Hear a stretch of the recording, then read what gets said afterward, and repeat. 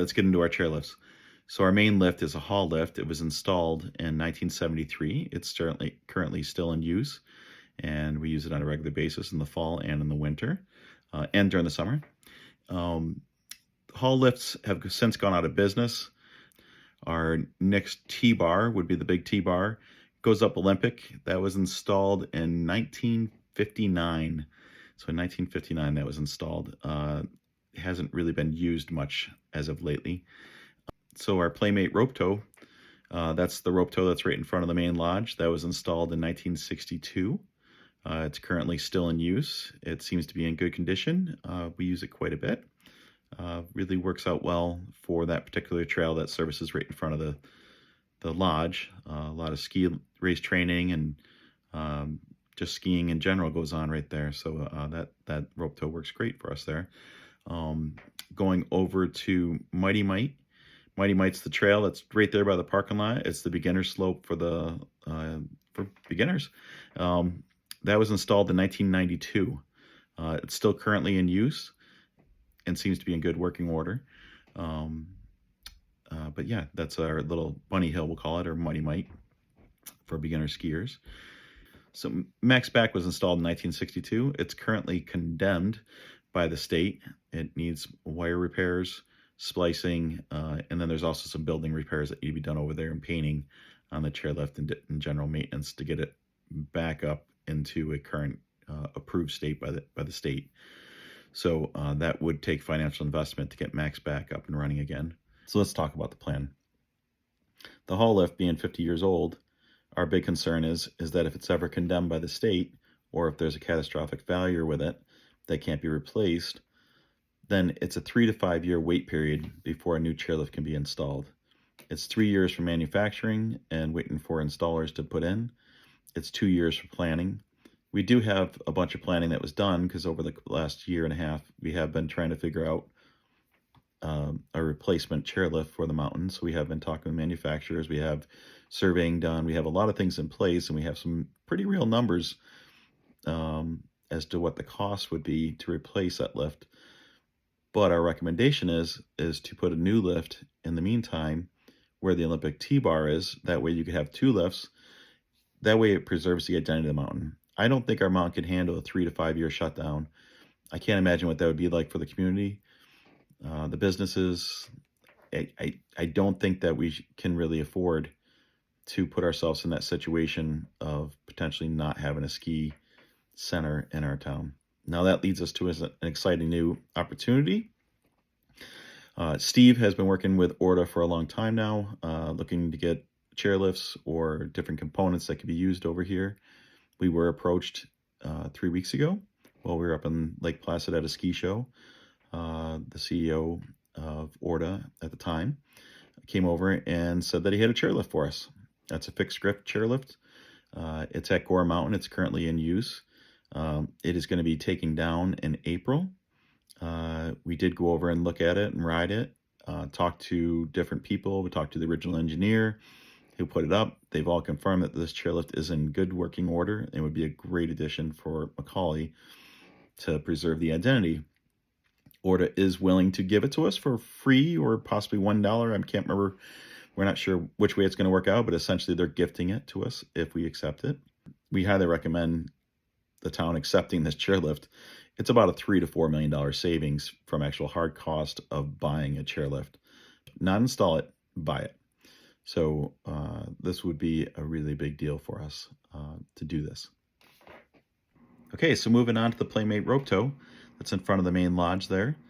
Our recommendation is to keep it as is. We love the rope tow there for the iconic use of, there's not too many of those out there in existence anymore. It works great for the purpose of that one trail. That's basically our recommendation for the rope tow for Playmate right there. So moving on over to Mighty Mite rope tow. The rope tow is there. It works good. It's just not that user friendly. It's very hard for brand new and skiers and snowboarders to learn on that. It's very difficult to get used to holding onto that rope and pulling you up when you don't have your balance and support and everything together. New standards in the industry is really using a magic carpet. We do recommend a magic carpet being installed in place of the rope tow. It could be relocated to the right-hand side of the slope, or if we reshift the dirt a little bit, or it could go in an existing place where the current rope tow is. The current rope tow is about 400 feet long. The magic carpet we're recommending is about 200 feet long for that space right there. We have filed for a grant with the Waters Foundation. It's up to a $250,000 grant. We find out on November 16th if we receive that or not.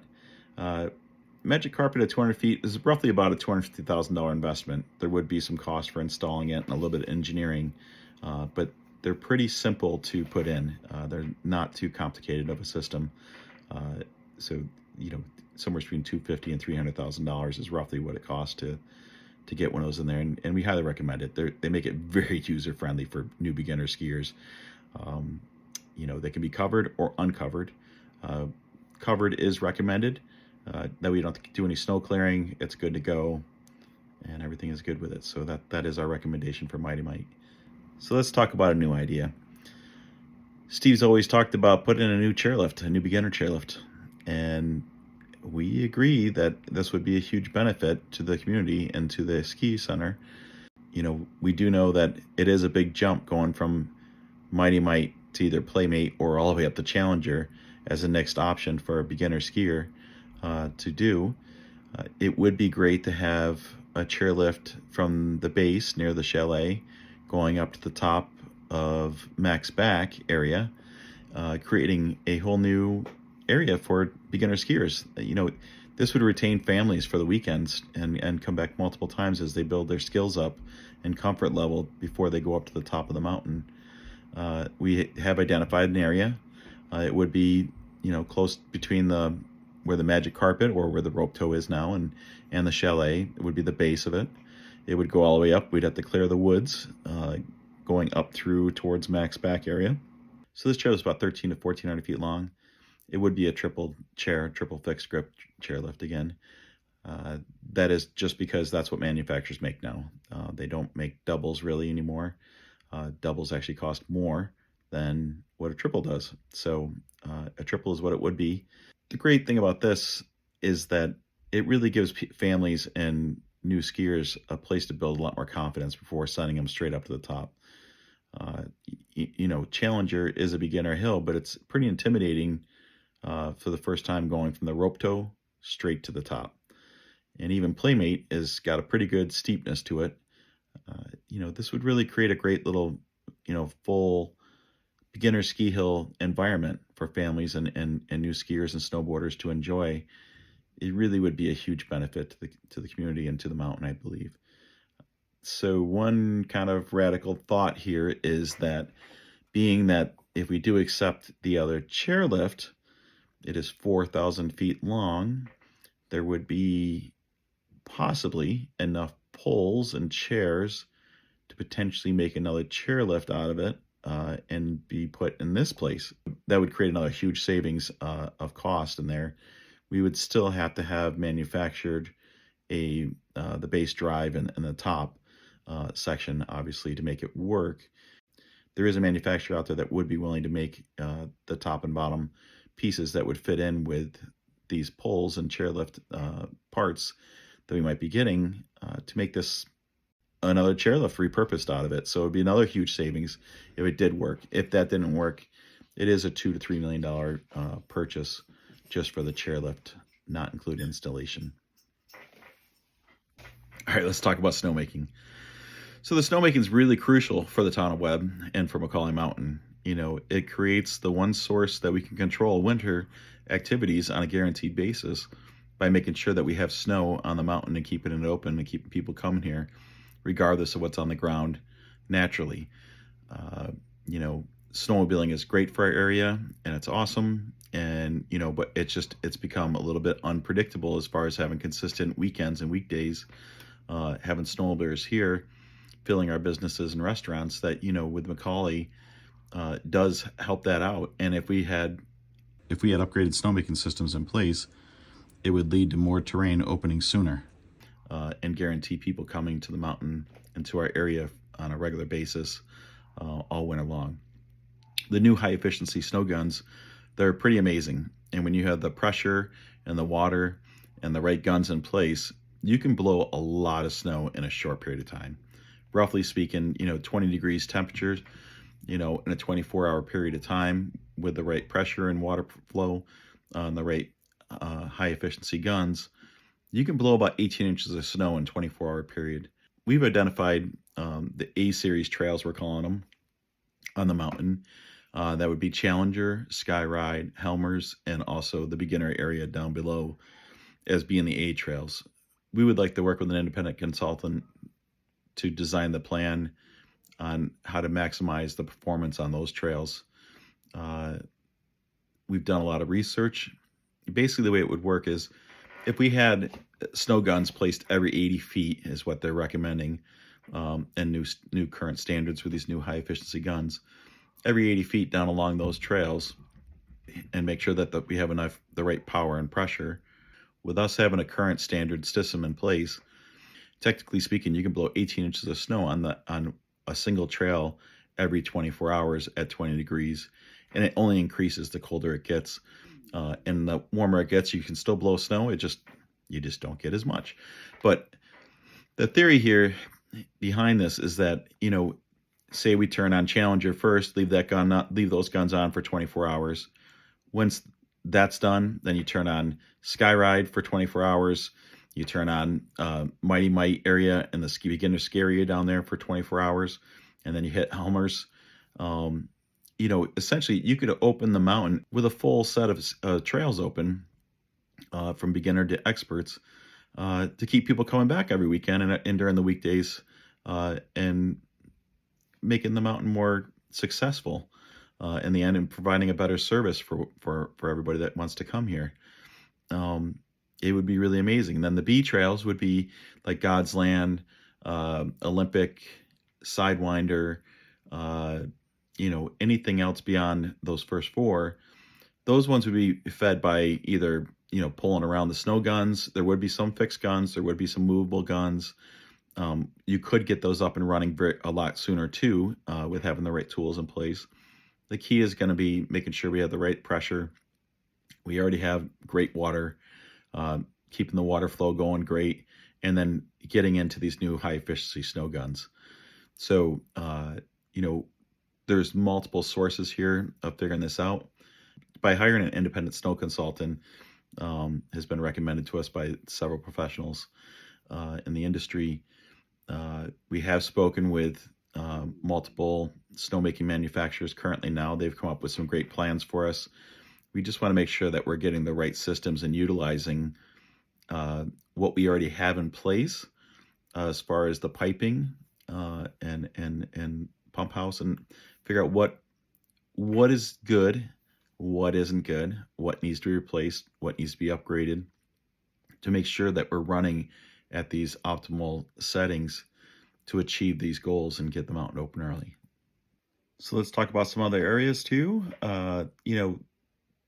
We do need to get a new garage put in over there. We're talking about putting it to the left of the existing garage there, making it large enough so that the groomers actually fit inside of it and have enough room to walk around them to repair and work on them and maintain them properly. The current garage we have now makes it very difficult to do that and doesn't provide enough storage for everything. So, that's something that does need to be looked into. The ticket booth did receive a new roof this year. We have it planned for next year getting new windows. The windows are very old. Updating the windows in there and also doing general repairs around the exterior of the building. There's different little things that need to be done on there. The deck at McCauly Mountain is condemned right now. We are currently looking for a builder to replace it as soon as possible. That is a high priority to get done. The equipment rental room downstairs is scheduled to get a new rubber flooring, a new 18 by 18 inch rubber mat tiles flooring that's designed for exactly heavy use and also in wet areas. So that we're hoping that is going to be completed before the season starts this year. If not, it will be hopefully completed shortly after the season ends. But that does look like it's going to be getting done. Also next year, we should be looking at fixing the stairs going downstairs need to be addressed a little bit, and new flooring potentially also downstairs. If the rubber tile flooring does work out for the equipment room, then it would be good to possibly do that across the whole downstairs basement. We've heard from several people about, we should be identifying low-lying areas to help make it so we don't have to blow as much snow to fill in different spaces. We do agree that when opportunities arise, as different things are being built up on the mountain and stuff, or when opportunities arise for us to fill in different areas, that will be looked at. So this all comes with a hefty price tag, and we don't have the money for it all. So, we are going to have to go after a lot of grants and look for other funding sources for a lot of these things to continue. I would like to see the town fund the install and accept this chairlift to get it as a head start going. That would be a major, that would be a really big deal for us and preserving the mountain moving forward. So it would also show people that we are committed to the mountain and helping get additional funding through grants in the state and other organizations. So that is the goal here, that this isn't a quick fix. It's going to take some time, but if we start with the chairlift and really focus on getting the snowmaking up and going as soon as possible, there are other grants out there that we can apply for right away if we approve this plan through NYSERDA, and also the Smart Growth Grant would be one that would work good with this one.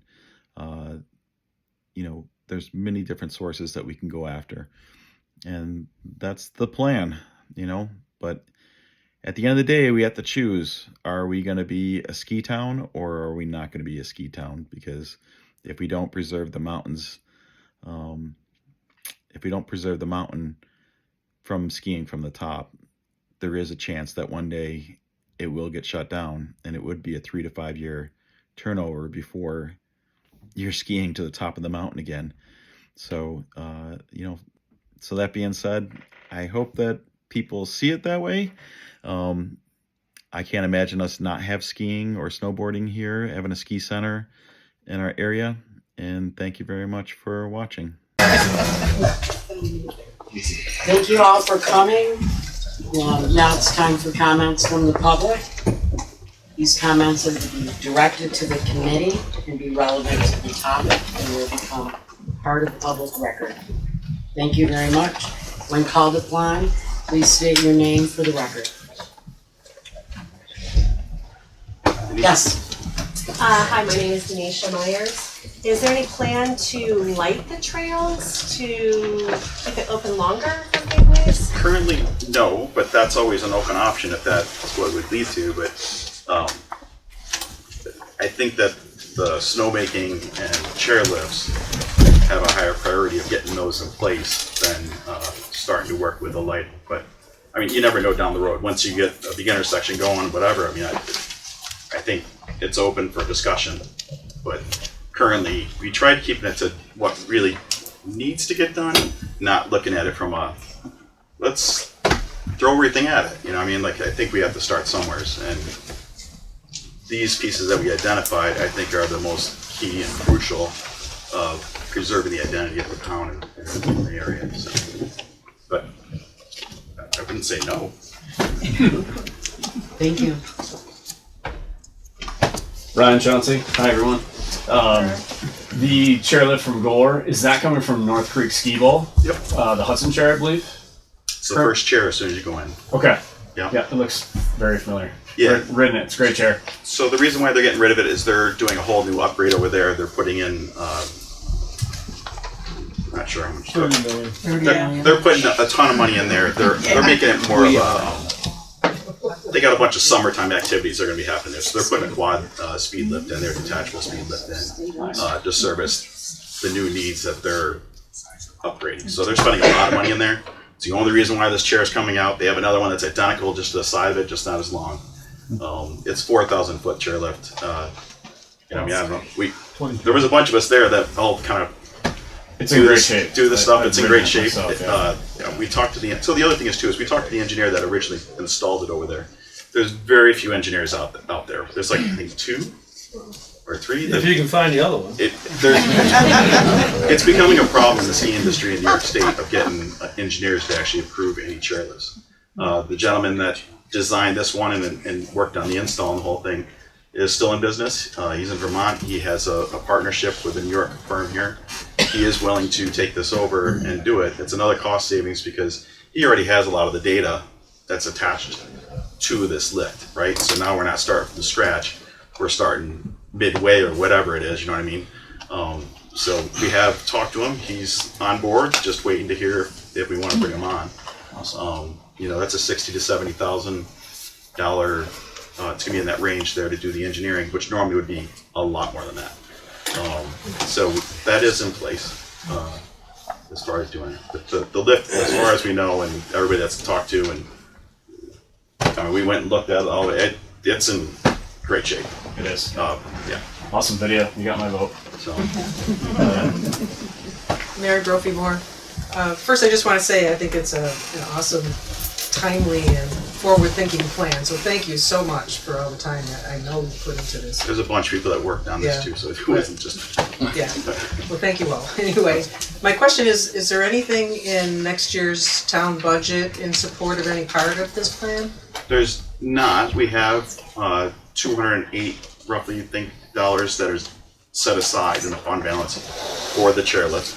So there is funding in place right now in the budget, or not the budget, but in that's dedicated to it. That could go towards the engineering, the moving it over here. We've talked to we've already kind of basically talked to in the last 3 weeks. We've been kind of running around trying to get a rough idea of what this would take. We found somebody that's willing to move it and get it over here. The lift gets taken down in April. So the helicopter comes in, it will lift each tower off, they'll unscrew it, they'll fly it into the parking lot, set it down, we load it on a trailer and take it here is how it would work if we accepted it. So they take all the towers down in one day with the helicopter. And most likely that's how it would go up too. So no, but so if you want to talk about funding, I mean, we do have money. I feel if we have some money in the fund balance that we could dedicate to it, and ensuring that we can put it up. What I would do immediately if we can't ask for money if we don't have a plan approved. So as soon as if we approve this plan, we would immediately start going after funding for it. So you know, our senator's been very calling all the time and talking all the time about this. He's very excited about it. He helped out a lot with talking to ORDA and getting the gifted part going for it too. There's been a lot of people that have really stepped up and just made phone calls saying like, hey, make sure you do this, you know. And to be honest with you, it was amazing at ORDA. We were at the ski show and this guy just like, he came walking right up to me. He goes, all right, what's McCauly doing? And he goes, well, I got a chairlift for you. It's like a very not normal conversation that happens. So it was kind of, it was really cool. And that was his last day in the position too. He had just received an award. And he said that, you know, he basically put in the plan of the decommissioning of it to make sure that they look at municipalities. We are basically the municipality. So ORDA was looking out for us on this one. So that was, I think, great, right? Right. So we did have a great meeting when we were up there with them. We met, so when we showed up, they had their lawyer there just to go inspect it, right? We just wanted to go, let's go look at this thing. They had the lawyer there. They had the head of all the chairlifts, Matt from ORDA. He takes care of every piece of equipment up there in snowmaking, and then also the mountain manager was there. And literally, like, we stood around this thing outside, and within 2 seconds, they're like, yep, just tell us when you want to do it. We want to get it off the books. Because they do have people, they would sell it, so it would be sold, but they're willing to gift it to us for this purpose that we do qualify for. This might be more of a question for all on board, but how much money is in the surplus account that's not earmarked? I have that number. $6,761,773.95. It's not earmarked for anything. Not earmarked. Could feasibly be transferred to cover a lot of this cost. Correct. Correct. That's in my head. I think that we will find funding also that will come along with this, because there's, especially, We could cover the initial phase of this. we just got to commit to them so we accept it. I do not want to accept the chairlift if we're not going to start putting it in. in my head. We do have, on that note, so just so everybody knows, we have talked to people that actually do the foundation work and do the installing and stuff like that. There is somebody that's basically on hold, more or less, in theory. Like, we had a conversation like, well, in August we can do it. They would come in, they would clear the whole path. It would go up where Olympic T-bar is. They'd have to clear a lot of the pine trees out. And then depending on where the engineer identifies where the towers have to go, that's why the budget's like, okay, well, it's the big skew. If it's landing on a cliff on every single one where the tower's got to go, then it's going to cost more money. It's good, so that's why there's a big sliding scale. So until we know where the One more quick question, Kurt. Does the old T-bar come out? Yeah. The old T-bar comes out, and on that note too, depending on where the holes, the numbers in the budget numbers that we did get, there were numbers in there to remove the old foundations, the cement foundations. Quite honestly, those foundations are pretty low in my head to the ground. If they're not interrupting anything, I mean, I don't know if there's any reason to pay to remove them or if we have to. So that could be another savings too, in the sliding scale of things. But basically, that company is available. We'd have to bid it out still, but there is one company that is available to do all the foundation work and the dig work and the prep work, so that the towers just need to be flown in and hooked in. So that's a separate company that would have to do the actual putting up the towers and putting everything together. That would be the big factor there is, again, we have to fly them in. Can the poles be brought in? I think most likely they're probably gonna have to be flown in, so at least some of them for sure on there. I guess the only thing that would really stop if we pulled the trigger right now and committed to everybody would be if a helicopter's in the area that's actually available to fly it in, because those helicopters they're not based here in New York, they fly the whole country, and so you just hope that you fall in line with a circuit of when they're coming through, and if you're not ready, they don't stick around and wait for you. So we don't have that locked down as far as More than in likely theory. gonna have to be flown. I know the towers for the chairlifts there now were all flown. Yeah, and what Matt said when we were there that day, Matt, who's in charge of, he does all the chairlift building up there, he's like, they set them all in one day. So literally, they come in with a helicopter, it's done. So, it might be a big number up front, but if you also pay for the manpower and moving equipment around and getting the gear there, sometimes you could actually spend more in labor and moving things around to get it in place. Could we move up and get pictures of that happening? I mean, I think they'll probably, that would be pretty cool. I'm going to want to go see it if it happens. I mean, that'd be pretty cool. That'd be quite a happening. Yeah, there's pictures in the chalet, I think, somewhere. I remember seeing pictures of the helicopter flying the original Paul lift, and it's pretty cool. I'm so sorry. Kate Kaminsky. So, Kurt, is this a 5-year plan? What have you presented? Do we? Oh, can you make it? I'm sorry. It's as money becomes available, right? I mean, that's really what it comes down to, because we don't have the funds to just throw at it. We do have some money in the general fund balance that I think we could dedicate to this to make this happen. It's a huge savings for us. Chairlifts aren't getting any cheaper. I don't think that there's any other chairs that are around that are going to be repurposed from Orta to us, so we would be buying a chairlift down the road if we don't accept this. And the prices are just getting crazy on them. They're going up really fast. So I should have started with a thank you, because that was a beautiful presentation. So thank you. Everything on your delivery was so easy to digest and accept. And so, Kurt, my question is, can you monetize the new chairlift coming up that we're going to save so much money on to what will happen with all these other things that you're planning? That's why I was asking about a 5-year plan. Can we say that, or do we have anything that indicates that if you build this, right, if we take this, that there will be an increase in families going up the bunny hill?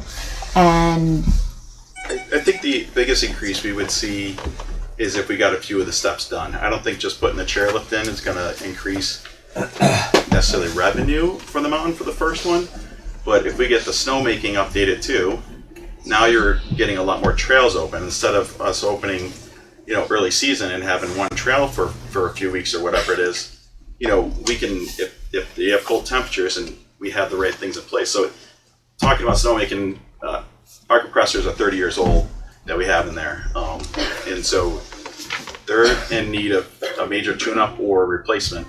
The new pumps that they have and that work with these guns, they can now get, say we have 100 pounds of pressure at the top of the mountain now, because as you go further up the mountain, you lose pressure, right? The new systems that they can set up, if you get the right people in place, now you can blow 250 pounds or 300 at the top of the mountain with that. That is what those guns need to run at in order to work at top efficiency. So what's happening now is we don't have the power to run top efficiency at the top of the mountain. So it blows snow, but it's not like snow like what these guns would do with the right system in place. So if we get the right compressors, pumps in place, and then if we get the right snow guns in place up there, which we have some, not enough, we could do a lot more, we could blow a lot of snow that way. So, I think that's where you're going to see more increase, right? If we have more trails open, when we open up, you're going to get people coming. And I think really where you would see a huge benefit and an increase in the whole plan of this thing, my gut would say, is if we could pull off the magic carpet. I think you're going to retain families there longer. It missed it. It didn't say in here. So we have filed for a grant, a $250,000 grant with the Wattis Foundation, specifically for the magic carpet. That the TV got messed up there. Sorry. So we find out November 16th if we get that money for it. It's about $300,000. We'll say it's $250 to $300, somewhere in that range between the engineering and the install part of it. But the Wattis has a $250,000 grant. We'll see if we get it or not. Right? We applied for it. Amazing organization. But if we had the beginner ski section there, and then if we did have the new chairlift there, you'll see a lot more people coming, because now you're going to retain beginners that are going to come and hang out. We all know it's a big jump from going from Mighty Mike to the top. You watch the people, they don't come weekend after weekend until they go somewhere else to get themselves better, more upgraded so that they can handle the top of the mountain of McCauly, So I think that's where you would see the most bang for your buck, is between snowmaking and then the beginner section. But when you talk about a 3 to 5 year turnaround time for a chairlift, if we don't have that top of the mountain protected, people aren't going to come here just for the rope tow and the magic carpet and not be able to go to the top. I mean, I think that's the most important thing that we're trying to accomplish right now, is make sure that the mountain stays what it is, that we are upgrading it. It would be an upgrade, I think. It would go all the way to the top is the plan, so it would exit next to the haul lift at the very top. It's not going to exit where the T-bar is exiting now. The plan is to extend it right up to the top.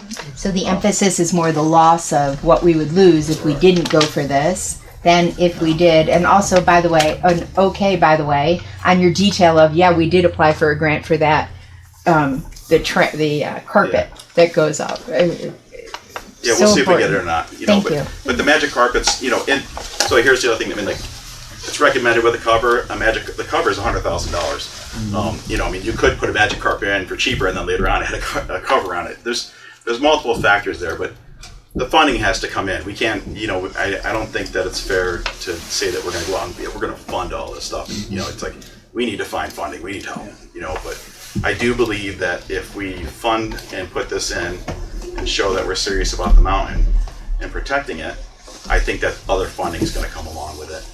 I do feel like we can, over the next 5 years, I think that we will find funding. There is I talked a little bit about the Smart Growth Grant, and then there's also NYSERDA does a program that Cora was telling us about, and we utilized it a while ago. We did get guns. So basically, they won't pay for the install or anything like that. They'll pay for the high efficiency guns, which are about $8,000 a piece, roughly speaking, depending on what way you go. They'll pay for half of it. So, I haven't talked it all the way through, but in my head, if we worked it out with NYSERDA, and if we happen to get the Smart Growth Grant, we could essentially get $600,000 worth of guns for $300,000 grant, possibly all for free, because there's no match on the Smart Growth. And we do qualify. The Smart Growth Grant has a lot of variables, but as a municipality, what we're looking for, from my understanding, we were in a meeting last week for this, it sounded like we could possibly qualify for that. So if this plan does get approved in time to file for that grant, I would like to see us go for that and try to at least get the snow guns in place, because it does they're looking for the high efficiency, they're looking for all that energy efficient. So just got to chip away at it where we can. But we can't chip away at anything if there's not a plan, which is where this all led to. I didn't think that this opportunity was going to be thrown at us. It was quite a shock. But I think, and personally, I think we all agree that everybody that's been working on this, this is a great opportunity for us. On to Brad, what's the next step in getting this approved? And if it were approved at the shortest time frame, when do you think it'll all be completed after Core Mountain takes the chairlift down next spring? The board would have to vote on it. I mean, we just have to, the board has to vote on it. It's a board vote. If we accept the plan and accept the chairlift and dedicate those funds or earmark those funds and the fund balance towards installing the chairlift, that's up to the board vote. That wouldn't happen tonight. We're trying to inform the community, right? We're not trying to push this through, but we would have to accept this chairlift very quickly. So, you know, in my head, not that I'm trying to rush it, but like either we want it or we don't. It would have to be soon. I know I'm getting old. I remember skiing at Killington the year it opened. My mountain bike year, they put mountain bikes to the top of the mountain there, and I skied at Boer when I first came up here. They're magnificent ski areas. Yep. And we're the best little ski area in the Northeast. I Let's agree. go. I think that we have a great Let's go. ski area here. Let's Yep. go. Very proud of it. Kurt? Dave. Dave Kleps. Yeah, are you planning on applying for consolidated funding applications, you know, quarterly? Anything. Yeah, I mean, like, Yeah, I mean, somebody ought to get on that because they, you know, they do it quarterly now. yeah. So, you know, you could get one in if you had, you know, fill it out, get it in before the end of December. They'd let you know March, April. Yeah. You know, and a lot, when the fundings come out, you see about half of them are municipalities Yeah. as opposed to private businesses. So I just encourage, you know, get it Again, in. Yeah. plan approved. If planning gets Yeah. approved, then Right. then we can go after all these funding sources. You know, It was interesting about Utica as well. You know, Val by Alice, that little Yeah. downtown, it's all over the news now. They've got major improvements, Yeah. you know, and that was all assembly driven and some of that ARPA funding, I think, too. But, yeah, but the yeah. assembly, I forget the assembly woman's yeah, name, but she Buttonshine and, there was a big donation to that. yeah, So, yeah. you know, I think that one of the things we have is, you know, the state also has to recognize if they want to preserve skiing in the Western Adirondacks, we are at, right? So, you know, we don't, you know, there's a lot, you know, at hand here also with the winters, the way they've been.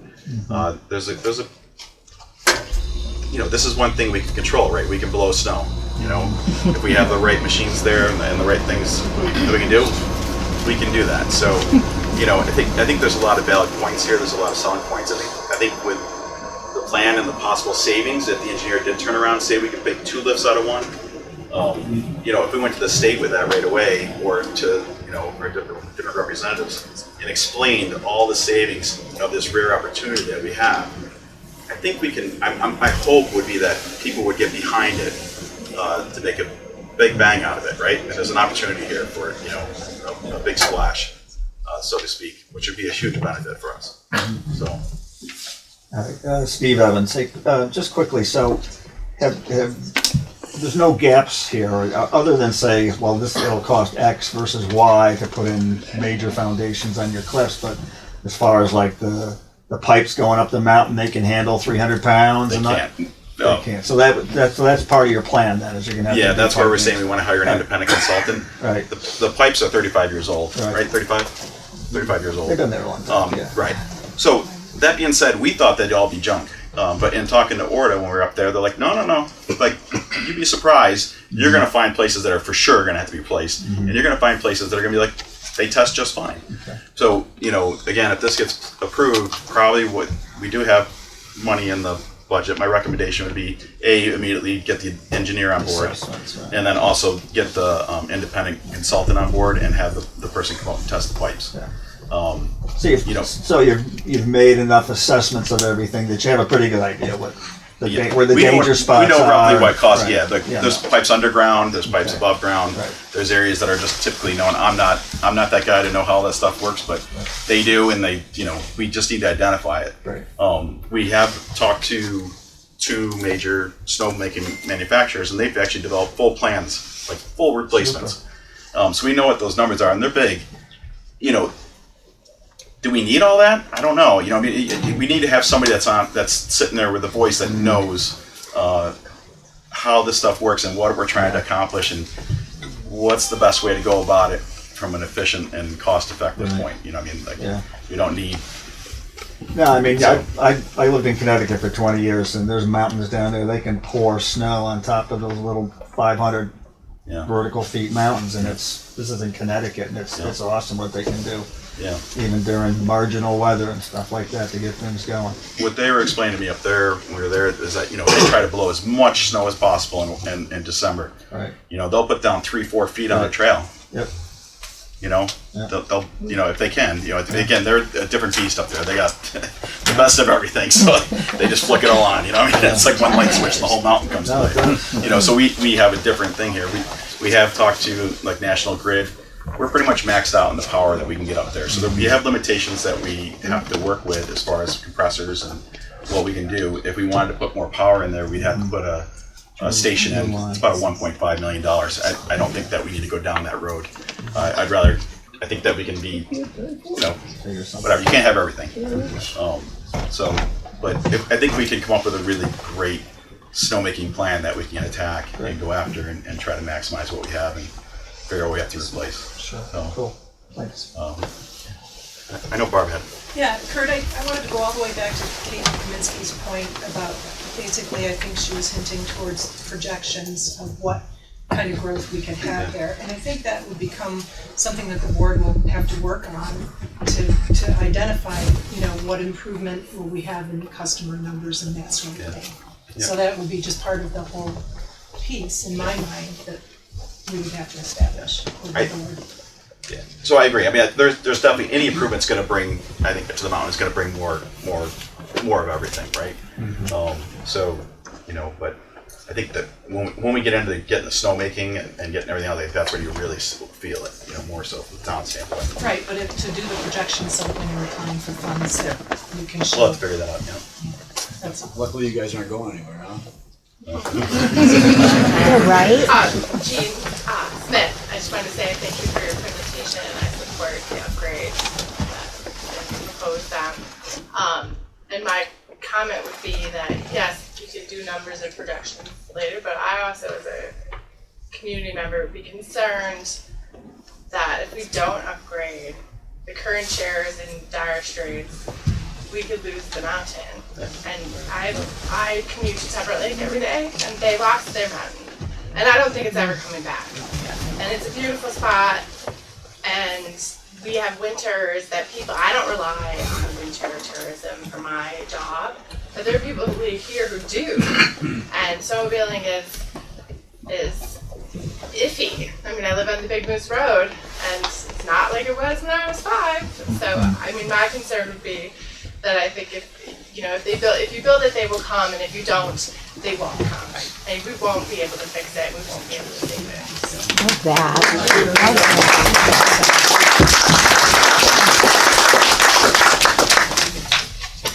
Kurt, what about the water situation? If you're going to put in these new extra high speed and et cetera, I know it comes out of Great Lake, but that's the endless amount of water we have. It's a rare thing in the ski industry.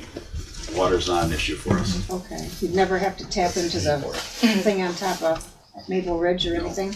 No, we have more water than we have plenty of water. There would probably have to be upgrades in the water pump house to meet the demand of whatever system they design. But as far as water goes, we have, you know, when we talk to a few other people, they're like, oh wow, that's great, because usually that's something they're trying to resolve. Like, okay, like how long can you run for before you run out of water? That's no issue for us. Our problem is power, is the pressure, pushing the water up there and pushing the air up there. That's our problem. Such a good question. Kurt, you might want to make mention of this. Looking at these used chairlifts, we've been looking a lot of years. And most every time we can't use a used one, and this opportunity is like 1 in a million. Yeah, it really is. And this chairlift was upgraded in 2010. So it has all the current standards that the states requires on them, which is a really big deal. A lot of times when you accept a new used lift, there's a ton of upgrades that you have to do to it before you can even install it. Right now, as the states, like if we take this and accept it soon and get the plan in place, that chairlift is at state standards. So we can, that's the other thing too, we want to do this quick, because they could change it, and then all of a sudden now we got to go and upgrade things, like we don't want to go in that. So, When do you feel like you're gonna, as a board, vote? I mean, listen, I mean, if the community isn't in an uproar about it, I'd love to see us vote on it next Tuesday, to be honest, personally, but that's just me speaking. We haven't really discussed it, but we need to figure it out. Or if not, we'll have to do a special meeting, because Order really needs to know soon. We can't drag them out, because they are gonna, once they list it on their decommission list, it's gone.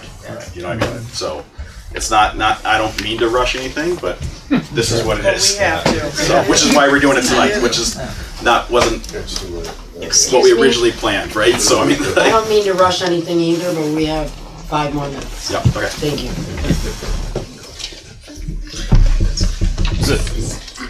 Was it offered to anyone else? And if so, can it go to any other municipality in New York State, or does it have to be inside the blue line? My understanding is that we're the only ones that can go to, that we are the municipalities. There's Utica, which just does not work for Utica. No. And you tell me another municipality, Ski Mountain, that needs a chairlift of this size. Bingo. There's not. Yeah. You know, I really see, like, honestly, Orta has been so amazing. The people there were so great. We had such a great communication there. If this all works out, I think that there's going to be a lot of other opportunities moving forwards on different levels of different things. They were phenomenal. Good thing you guys went to that ski show. Good job.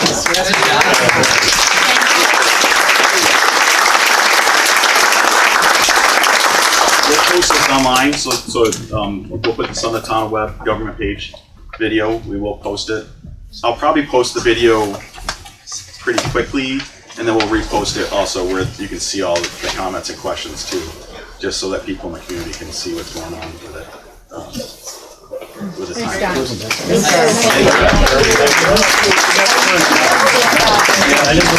Thanks, Don.